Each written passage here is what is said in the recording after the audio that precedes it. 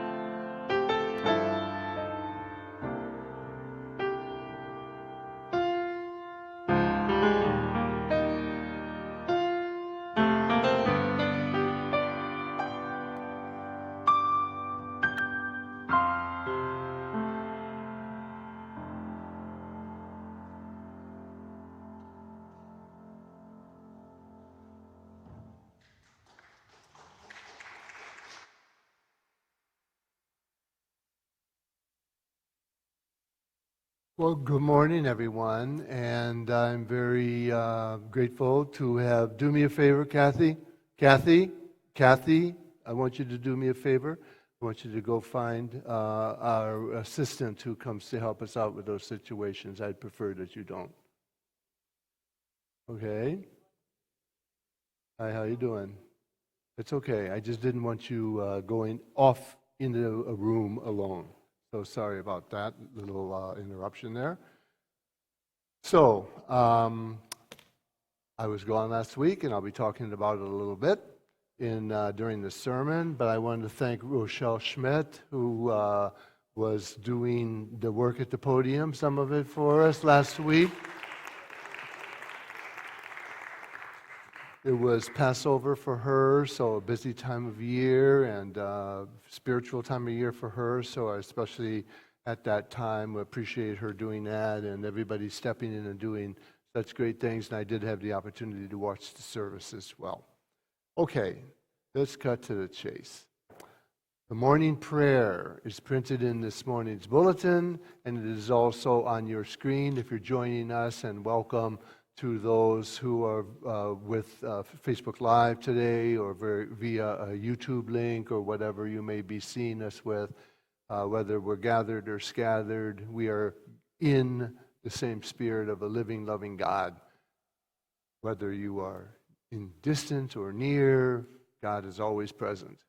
So welcome to you, and you may pray along with us on your screens or in your bulletins at this time. Loving God, We gather as witnesses to your healing love.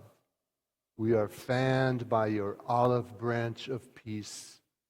We are inheritors of your grace.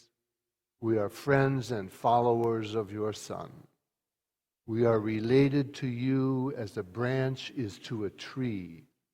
May we remain a part of you as you remain a part of us. Amen. And speaking of branches and vines, here's another song called Remain in Me, I Am the Vine, written by Gabriel Wanos and performed, sung, presented, offered by the Congregational Choir.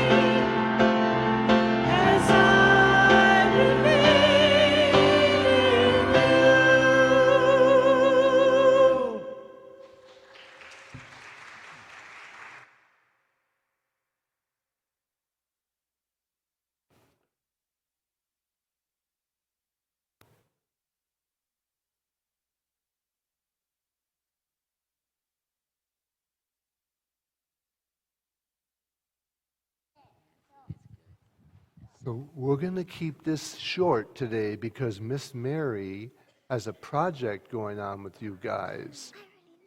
You already know what it is? What is it? It's a secret.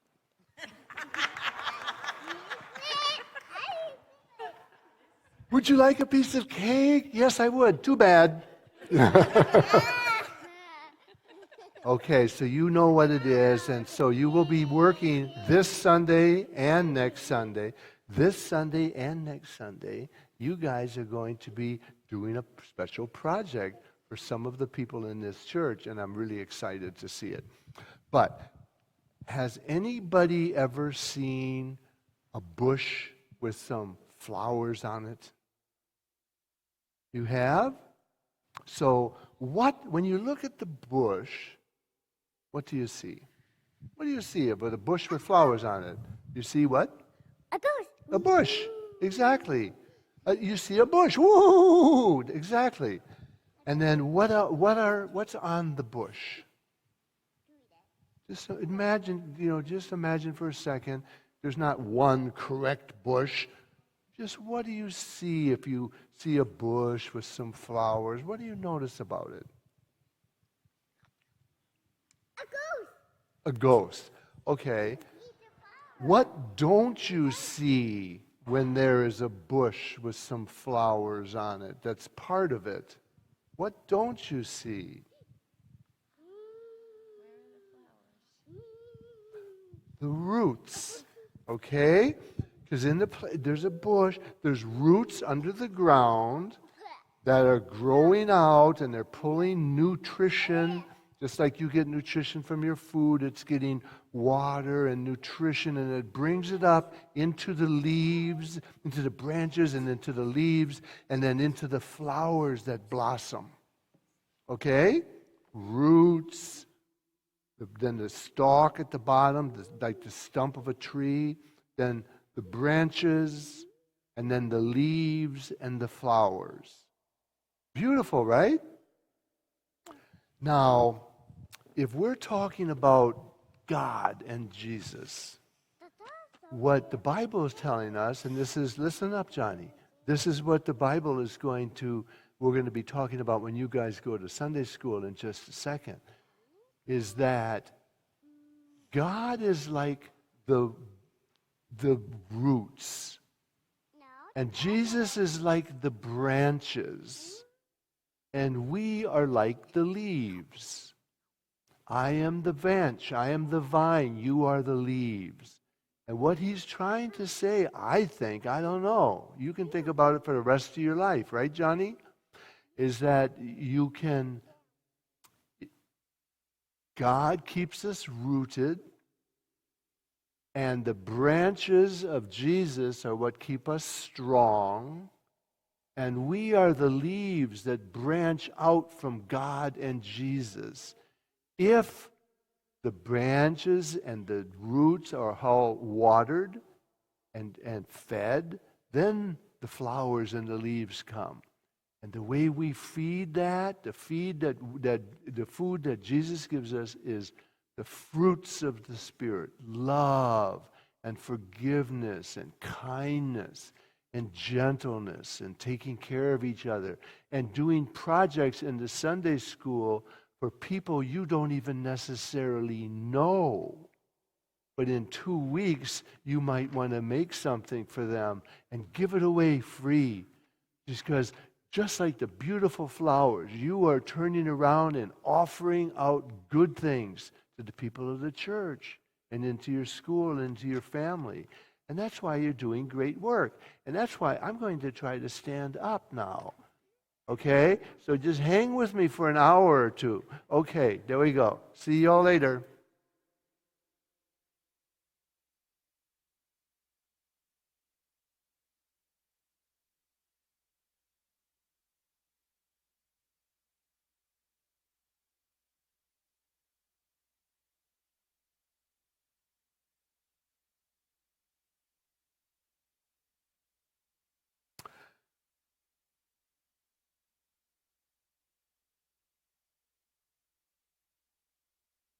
So we heard the song, "Remain in Me, I am the vine."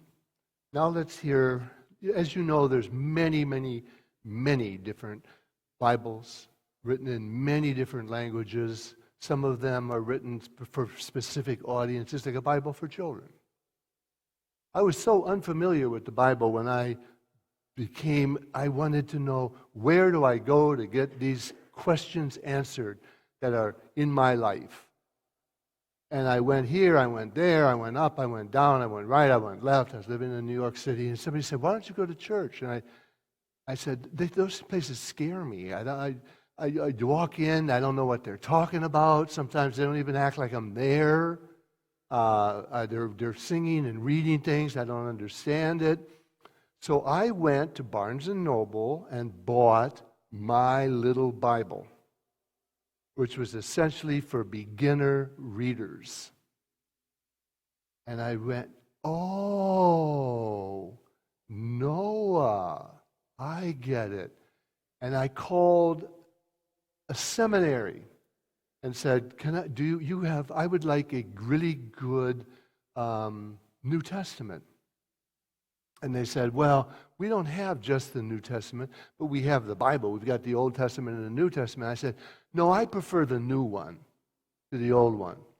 I just thought, it's like, why? It's like, would you like a new car or an old car? Well, if I have my choice, I'll take the new one. I didn't know it was a continuing story. So the simplicity of these statements. And in different Bibles, they approach it differently. Martin Luther translated the Bible as when he broke from Catholicism in Germany and translated it into a street vernacular of the German language so that the peasants, the people, the bartenders, the farmers could understand this gospel, translated it into a different way. So I at first chose the New Revised Standard Version, updated edition, the NRSVUE. You all know that, of course, right? And then I thought, no, I want to read from the Message Bible, which kind of takes it, a very learned person recently passed, and he cuts to the chase on what the Scripture is about, which I was trying to explain to some very young children. So we hear in the Gospel of John, chapter 15, verses 1 through 8. I am the real vine, and my Father is the farmer. He cuts off every branch of me that doesn't bear grapes, and every branch that is grape-bearing he prunes back so it'll bear even more grapes. You are already pruned back by the message I have spoken. Live in me. Make your home in me, just as I make my home in you. In the same way that a branch can't bear grapes by itself, but only by being joined to the vine, you can't bear grapes, fruit, all by yourself unless you are joined to the vine, joined to me. I am the vine, you are the branches. When you're joined with me and I with you, the relation intimate and organic, the harvest is sure to be abundant. Separated, you can't produce a thing. Anyone who separates from me is dead wood, gathered up and thrown on a bonfire. But if you make yourself at home with me, and my words are at home in you, you can be sure that whatever you ask will be listened to and acted upon. That is how my Father shows who He is. When you produce grapes, when you mature as my disciples. Now, I'm not going to go off on what in me really means. I do not believe that Jesus meant in me, Jesus. I am the vine. Jesus, Main Street, 95 East Main Street, Jesus. That's me. I'm the one. I really think that He meant, because Jesus never prayed to Himself. Jesus never said, worship me. Jesus never said, I healed you. Your faith has healed you. Praying to the parent, the Father in heaven. Jesus at the Hoffman painting that's in the Riverside Church, where he's kneeling on a rock and praying to God, to the true source. So in me, I think, was in all that he represented. In my church, in what we're saying here, which is a new creation, a new way of being in the world. Perhaps you don't need a mediator. You can pray. You have direct access to God. You don't have to go through the priesthood for the correct answers. You got the express train. Because of what we've learned, because of what I've taught you, because of what you've seen, what you've experienced, how you've grown. So that's the me he's talking about. That if you are attached to that goodness and love and mercy and forgiveness, you're going to bear fruit. If you cut yourself off or you're cut off by some addiction or cynicism or negativity or belief in the mundane world that logic trumps faith, you're separated. And that we need to be pruned back. We need to have some of those old, just like we prune the flowers you take home. I saw some of them laying on, I think, your son's grave, which I visited yesterday by myself. I thought, I reckon that's one of the Easter plants. I could be incorrect, but it certainly looked familiar. And, it needed a little pruning. So be it. What's that got to do with what I'm about to say? Maybe nothing. We'll find out, because my sermon is written on a bent up, folded in half piece of paper. And I was talking to Ray, who used to be the pastor of Sayville Congregational Church, who's now retired. I speak to him all the time. I talked to him for an hour and a half. I said, what I was going to preach about, because he's out of the business now. He said, oh, that's interesting. The vine, the branches, the leaves, the roots, we get all this, because we're educated in seminary in this stuff. He said, why don't you tell them about your trip? They're going to want to know anyway. Post a couple photos, which I did this morning on Facebook. So I just wrote a couple of reflections of many, many, many. I joined my daughter. She flew, her husband took care of the 3 children so that she could fly over me with a direct flight to Rome, and I flew from New York to Rome, and we met in Rome. And then we were together for a little over a week in Rome, and then we went to Assisi, a little village, St. Francis of Assisi. And then we went back to Rome again. When we were in Rome, we saw, of course, the Sistine Chapel with the painting, which is like, who's been there? It's like staggering. It's like staggering. How can this possibly be? How can this possibly be? We were very fortunate because we got 8 a.m. tickets, and it opens at 8 a.m. And I'd been there before, my daughter had not, so when the doors opened, we got our tickets validated, and we raced right. We knew exactly where to go, rather than going through the Egyptian exhibit. So we were pretty much alone for almost 45 minutes. So some things that I learned about Michelangelo, for example. Michelangelo almost refused the commission offered to him by the Pope to paint the Sistine Chapel because he did not consider himself a painter. The Sistine Chapel is regarded by many as the greatest work of art in the history of the world. Not everybody, of course, but by many, the greatest work of art in the history of the world.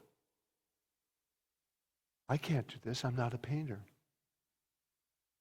I'm a sculptor. Why don't you choose a painter? I'll do it if you insist. Well, I'm a sculptor. He also sculpted the Pietà, which is in the Basilica, which is also regarded as one of the greatest pieces of art ever created. One guy. And so he painted the Sistine Chapel on scaffolding. It's much taller than this place, laying on his back for 4 years. And then he completed it in 4 years and came down and said, this work is complete. He was 33. Later in his life, because he had a long life, things had changed. I want you to think about me thinking about, and I want you to think about reflecting on modern times. Okay, and how this speaks. So here the Sistine Chapel, the greatest work of art ever done. They call him back in his 60s and say, we want you to paint the wall behind the altar, which would be back here. You know, if there was a screen here, we want you to paint that wall because all hell is breaking loose right now, and your vision, you know, with God reaching out and the hand of Adam reaching out is too optimistic. And he was praised for how much he knew about the Bible. It's like reading the Bible through paintings, each one of those panels. Did anybody ever have that experience? The incredible literacy, even all the cardinals and stuff were saying, wow, not only is he a great painter, but he really knows his Bible. So he came back and they asked him to paint the Day of Judgment. So then you get a God who kicks butt and takes no hostages.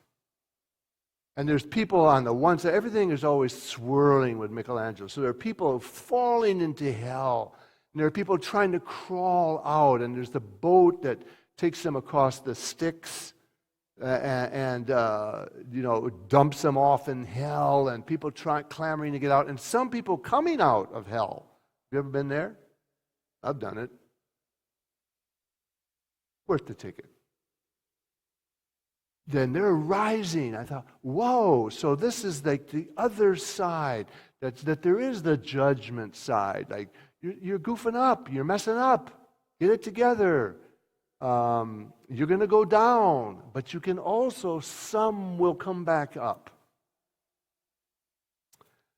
Michelangelo, I learned this time, was riddled his entire life by self-doubt. Didn't think he was doing it right. Didn't think he was worthy. Didn't think he was up to the task. Didn't think that he had fulfilled what God wanted him to do. His entire life. So I thought, whoa, so that there is no such, so was Mother Teresa, by the way. That made the cover of Time magazine. She had doubt about God and Jesus. Made the cover of Time magazine.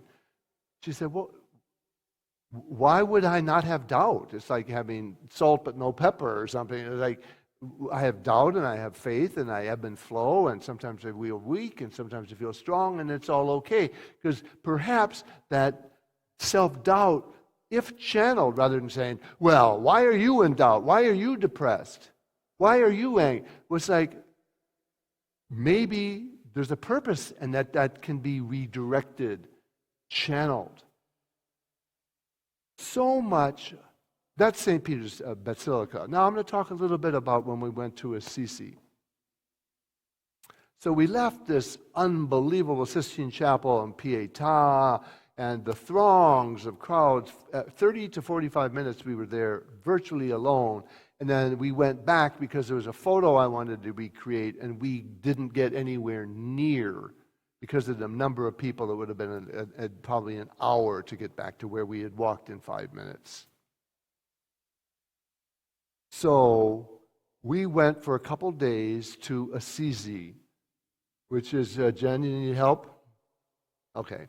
So we went for a couple minutes to Assisi, which is a village where St. Francis and St. Clare are. It's who has been there? Who's been to Assisi? Yeah? Oh, okay. More people than I suspected. So it was a 2.5-hour train ride, I think, and up a long, long walk up a hill. And there, once again, this Church of St. Francis and the Church of St. Clare. She was a protege, so to speak, of St. Francis. It was his gospel that she followed and started a sisterhood of nuns.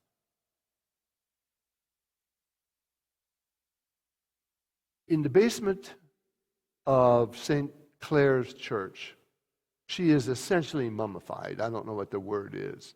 And she's laying there in her nun habit with a flower, I think, across her chest. And at the bottom, her bare feet are sticking out at the bottom of her robe. And it just struck me. I thought, wow, there she is, St. Clare, sainted, but barefoot, and had all of this in the basement, not up on the roof, not in the basilica, in the basement, where some people go, but most people do the tour upstairs and, ooh, look at this, look at that. But you go down there, and it was incredibly peaceful. St. Francis, amazing church, St. Francis of Assisi, whose prayer, the St. Francis prayer it's called, is astonishing. Like, let me, Lord, the first line, make me an instrument of your peace. Don't not educate me, exalt me, let me write the book of order that everybody should adhere to. Let me invest in the material world. I'll build you a sanctuary that looks like this. It was, make me, first request, an instrument of your peace. I want to be a vessel that can carry the peace of Christ out into the world through my actions, my words, my thoughts. And then it continues a spiritual maturity. I want to understand more than to be understood. I want to console more than to be consoled. Because it changed my life in that I realized when I read that, I didn't even know that I was saying, well, the donuts were good, the sermon was okay, the music was great, or the donuts were bad, the sermon was great, the music was mediocre. It was just like, what's this got to do with you? Who cares what you like and don't like? If you want a friend, be a friend. If you want to love, be loved, be loving.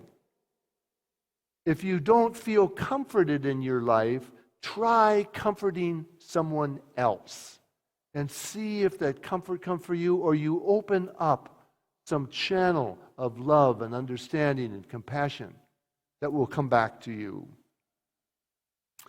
When St. Francis wanted to be ordained and get his church going, he was from a wealthy family. He was well connected. Family wasn't crazy about what he was doing. And to make his point, in the presence of the religious authorities and others, he stripped naked. He stripped naked. And then there was a bishop, I believe, who came over and slipped some pants on him. And they said, let this guy come, let him come with me.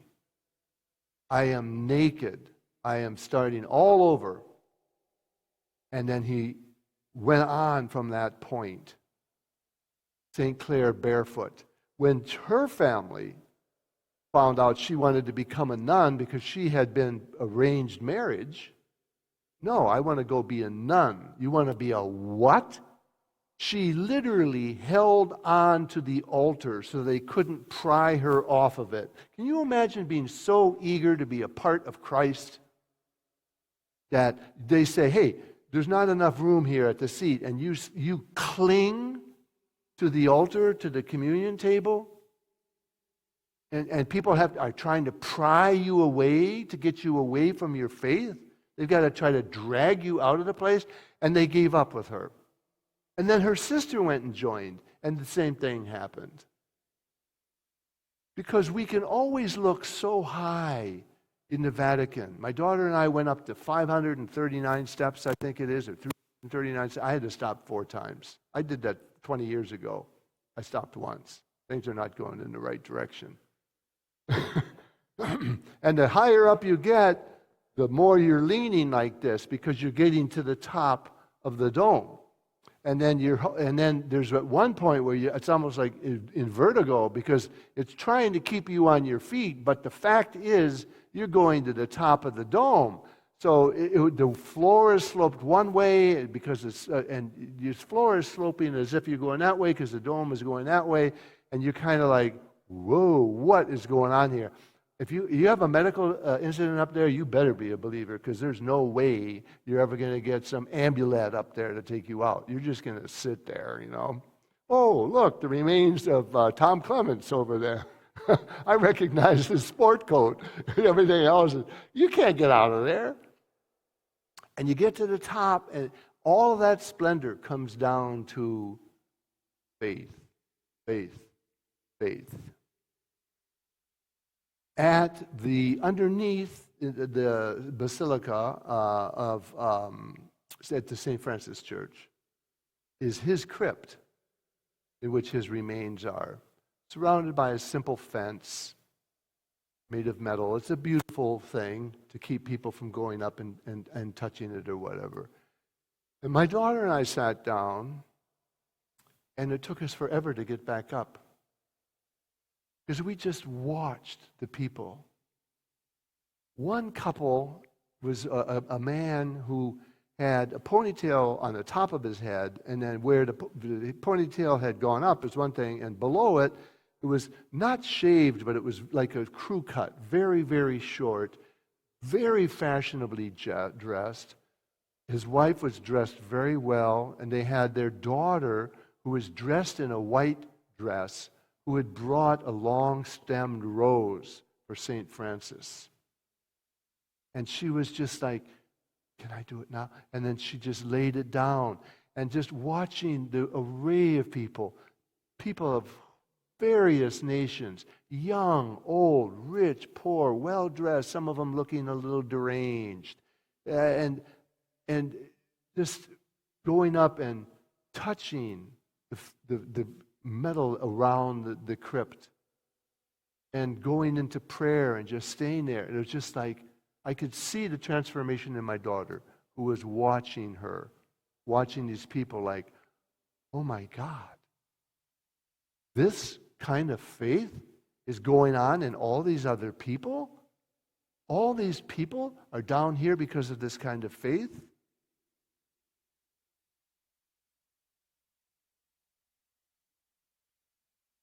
Final thing about my trip and me, and then I'm going to talk a little bit about the church.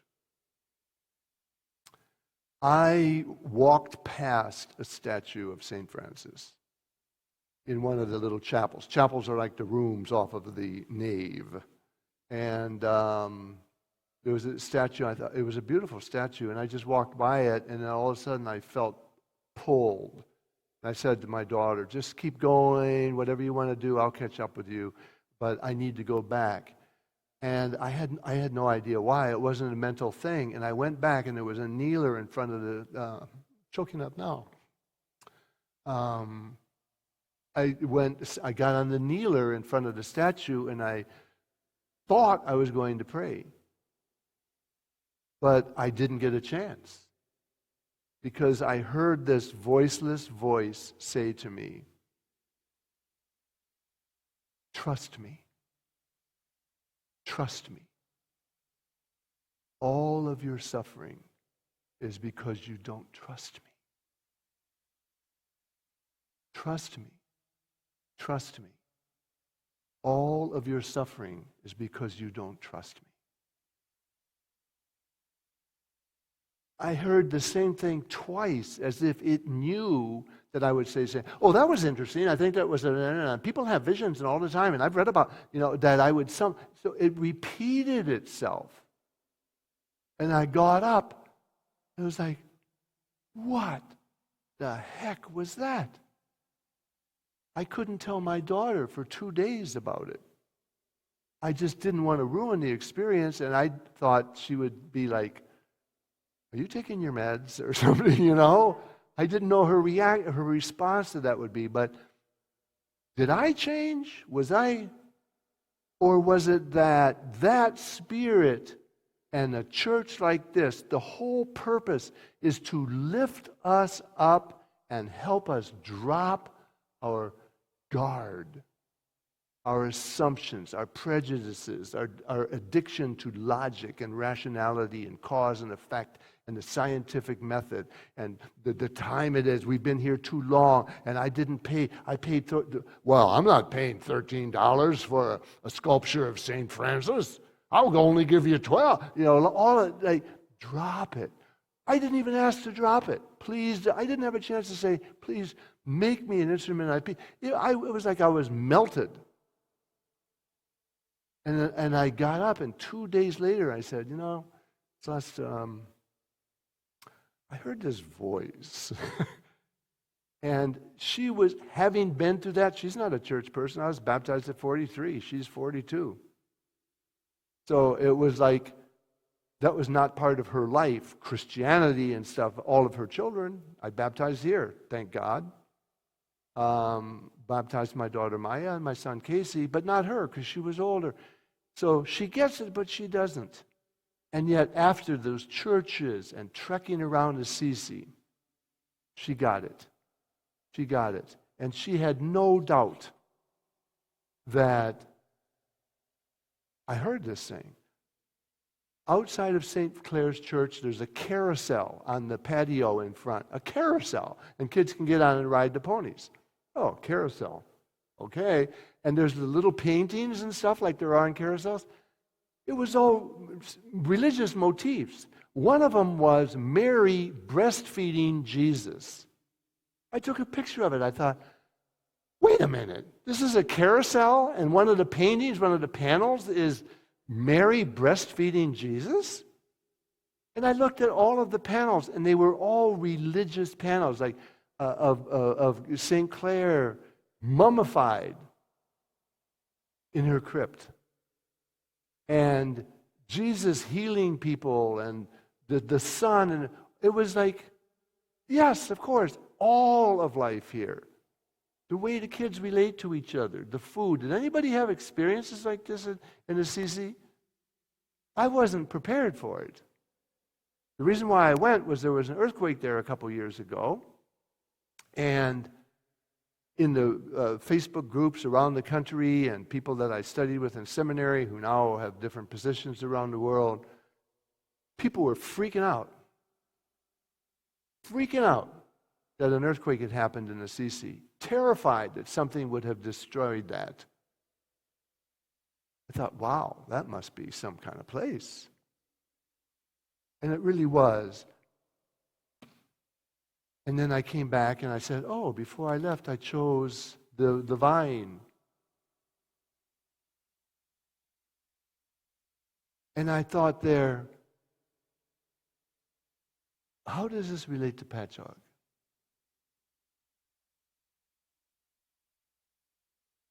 The more open they were, our carousel, are you kidding me? These people of many different traditions, many different experiences, freely coming in and out with no words, no anything, just lots of space to experience the transformation of their spirit, which is the point of Christ's message. I am the vine. This is the vine. And when we tend the vine, the branches bloom. The leaves come out. The flowers come out. You have to go to the root. You have to have the branches. And you have to know your rightful relationship. If you want the fruits of the Spirit, you'd better be watering the roots. Has Christianity, and Ray was saying to me, well, this is what the church has been trying to tell us for 2,000 years, and people keep changing the message. They make it about money, who's in, who's out, what you have to believe, where we are on capital punishment and LGBTQ and prayer and the schools, and okay, but, and then people come in expecting some help and some spiritual transformation and a way out of what looks like no way out of the problems in their life, and we respond with doctrine and creed and thou shalt and thou shalt not, and stories that seem to have nothing to do with their life, and they leave and they don't come back. And there, the Catholic Church isn't doing so well either, but there are remnant people. No matter what's going on in this church, is what I heard and when I was in Assisi thinking about this place. No matter what's going on here, I need to always remember that undergirding it all is the loving God and the living Christ who is trying to say, for those who are willing, for those who are able, spiritual transformation is not only possible, but inevitable. Now, we're going to hear What Wondrous Love Is This, arranged by L. Eugene Oldham and sung by our choir.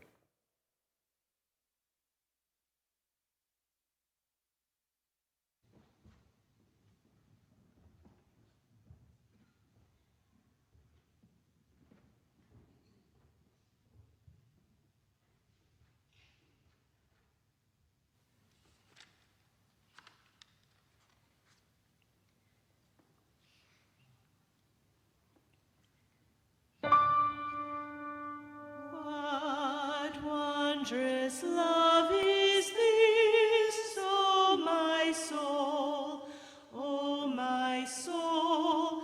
What wondrous love is this, O my soul? What wondrous love is this that caused the Lord of grace to bear the dreadful curse for my soul, to bear the dreadful curse for my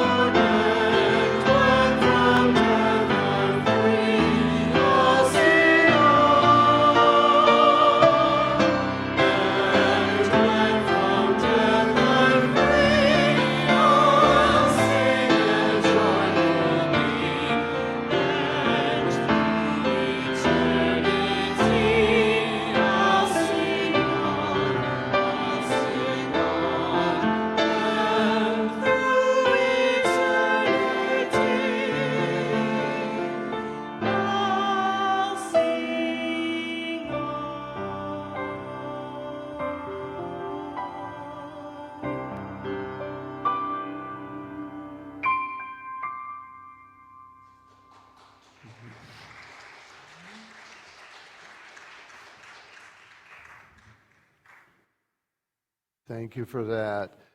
And now at this time, your financial gifts will be gratefully received. If you're unable to contribute at this time for whatever reason, know that your presence alone is a great gift.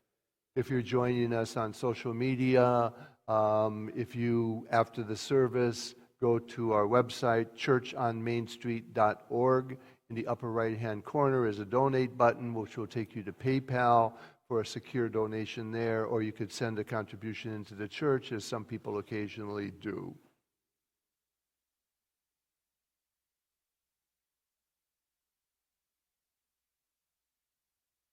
As the collection is being taken, Jesus was asked by the disciples, how do we pray?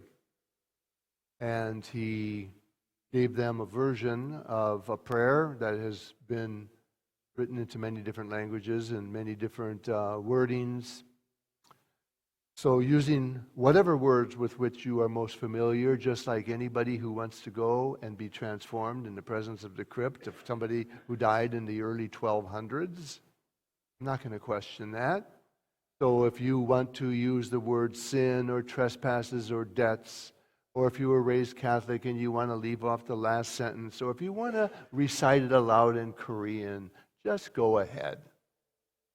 Because the point is that we're opening our spirits, we're connecting with a prayer that has been prayed billions of times around the world in the last 2,000 years.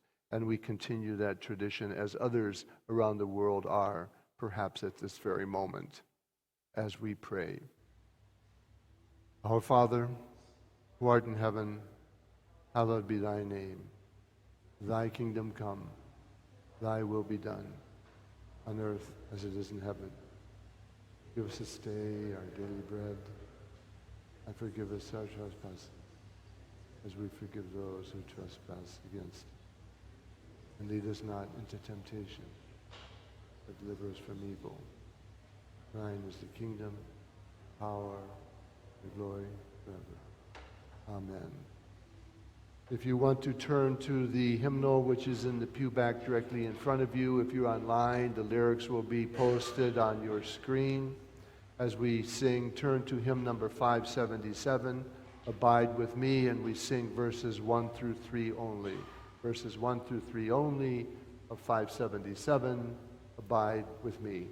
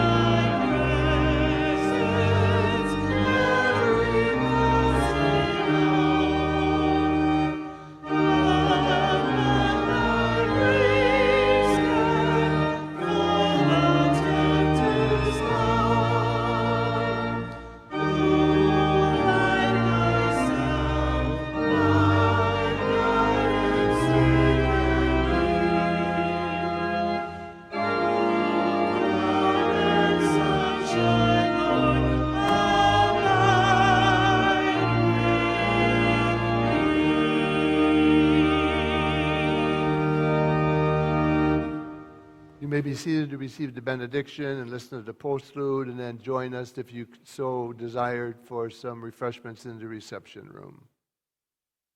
And now in our going, may the light and the love of God shine down upon you. May the love and the joy and the peace of God not only shine down upon you, but abide with you until we meet again. Amen.